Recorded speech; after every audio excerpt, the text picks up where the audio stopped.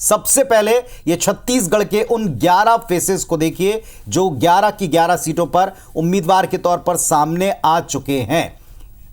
बिल्कुल ऊपर से बात करते हैं। सरगुजा सीट से चिंतामणि महाराज को मैदान में उतारा गया है। चिंतामणि महाराज कुछ समय पहले तक कांग्रेस पार्टी में थे, हालांकि कांग्रेस पार्टी में भी वो भारतीय जनता पार्टी छोड़कर ही शामिल हुए थे और उसकी वजह से पिछले विधानसभा चुनाव में 2018 में कांग्रेस को फायदा मिला।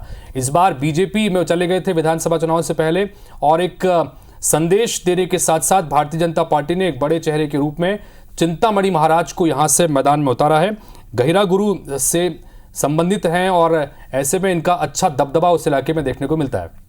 बिल्कुल ठीक। और इसके अलावा रायगढ़ सीट पर राधेश्याम राठिया को उतारा है। यहां से किसी राठिया को उतारे जाने की बात तो थी, लेकिन राधेश्याम राठिया का नाम बदल करके आया और जिस पर काफी उम्मीदें तमाम उनके कार्यकर्ताओं ने, समर्थकों ने लगाई होगी, उनको एक झटका लग सकता है। इधर कमलेश जांगड़े जांजगीर चांपा से उम्मीदवार बनाए गए, जबकि सरोज पांडे को अब की बार कोरबा से, जैसा पहले से कयास भी थे, चर्चाएं थी, उन्हें अब की बार कोरबा सीट से मैदान में उतारा गया है। बिल्कुल। और तोखन साहू को बिलासपुर से मैदान में उतारा गया है और तोखन साहू ओबीसी वर्ग से आते हैं। अरुण साव यहां से इससे पहले सांसद थे, प्रदेश अध्यक्ष रहे, उसके बाद अभी डिप्टी सीएम हैं। ऐसे में तोखन साहू जो उन्हीं के इलाके से आते हैं, लोरमी से ये विधानसभा के टिकट भी मांग रहे थे। इस बीच संतोष पांडे राजनांदगांव से एक बार फिर से इन्हें मैदान में उतारा गया है। संतोष पांडे संगठन में इनकी अच्छी खासी पकड़ मानी जाती है, इससे पहले भी सांसद रह चुके हैं और एक बार फिर से उन्हें यहां से मैदान में उतारा है। बिल्कुल। तो विजय बघेल और संतोष पांडे दो ऐसे चेहरे हैं जिनको रिपीट किया गया है। संतोष पांडे राजनांदगांव से उतारे जा रहे हैं, दुर्ग से विजय बघेल एक बार फिर से पार्टी के विश्वास के आधार के ऊपर चुनाव मैदान में होंगे। सबसे बड़ा नाम है बृजमोहन अग्रवाल का, कद्दावर कैबिनेट मिनिस्टर, प्रदेश की कैबिनेट का एक अनिवार्य हिस्सा, बीजेपी की सरकारों में रहे दिखे और अब एक बार फिर से वे संसदीय क्षेत्र का प्रतिनिधित्व करने के लिए चुनाव फाइट करेंगे। रायपुर सीट से पार्टी ने उनको प्रत्याशी बनाया। महिला फेसेस में एक नाम है रूप कुमारी चौधरी का, जिन्हें महासमुंद सीट से उतारा है, जबकि बस्तर जो पहले से लग रहा था, तय माना जा रहा था कि बस्तर सीट और कांकेर इस हिस्से में जरूर वो अपने कैंडिडेट घोषित करेंगे, तो यहां भी प्रत्याशियों के नाम की घोषणा कर दी गई है और प्रत्याशियों के नाम के ऐलान के बाद में सबके रिएक्शन भी एक एक करके सामने आने शुरू हो गए। इधर मध्य प्रदेश की बात करते हैं। मध्य प्रदेश में 29 सीटें हैं, लेकिन 29 में से इस पहली सूची में 24 उम्मीदवारों के नामों का ऐलान कर दिया गया है। एक एक करके वो नाम भी आपके सामने रख दें।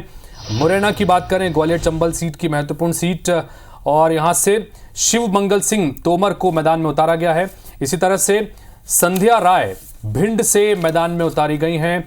भारत सिंह कुशवाहा मंत्री थे, चुनाव हार गए थे विधानसभा का, लेकिन ग्वालियर सीट से इन्हें मैदान में उतारा गया है। इसी तरह से ज्योतिरादित्य सिंधिया गुना से मैदान में होंगे एक बार फिर से उसी सीट से, लेकिन इस बार भारतीय जनता पार्टी की टिकट से इस सीट से चुनाव लड़ेंगे। 2019 में सिंधिया को हार का सामना करना पड़ा था बीजेपी के केपी यादव से।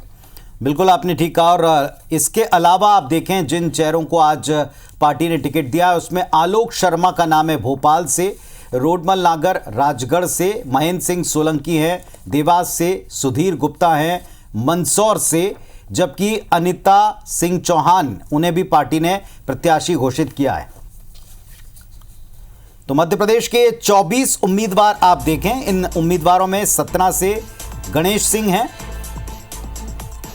अनिता सिंह चौहान है रतलाम से, गजेंद्र पटेल है खरगोन से, ज्ञानेश्वर पाटिल है खंडवा से और दुर्गा दास उइके का नाम है बैतूल से।